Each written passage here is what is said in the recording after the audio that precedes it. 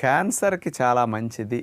ప్రారంభ దశలోనే రకరకాల క్యాన్సర్ కణాలు కూడా తొలగించడానికి బాగా పనికొస్తున్నది. వాటిని నాశనం చేయడానికి, క్యాన్సర్ కణాలు మళ్ళీ పెరగకుండా స్ప్రెడ్ కాకుండా రక్షించడానికి వంకాయ ఉపయోగపడుతున్నదని సైంటిఫిక్ గా ఉన్నాయి అన్నమాట. ఈ వంకాయలో ఉండే గ్లైకో ఆల్కలాయిడ్స్ అనే కెమికల్స్ స్పెషల్గా ఏం చేస్తాయి అంటే క్యాన్సర్ కణాలు, అంటే రకరకాల అవయవాల క్యాన్సర్ కణాలు కొంచెం డిఫరెంట్ గా ఉంటాయి కదమ్మా. బాడీలో ఏ రకమైన క్యాన్సర్ కణం ఉన్నప్పటికీ ఆ క్యాన్సర్ కణానికి బ్లడ్ సప్లై కట్ చేస్తుంది అనమాట. రక్తనాళాల్లో మార్పులు తీసుకొచ్చి పోషకాలు వెళ్లకుండా చేసేస్తుంది అనమాట.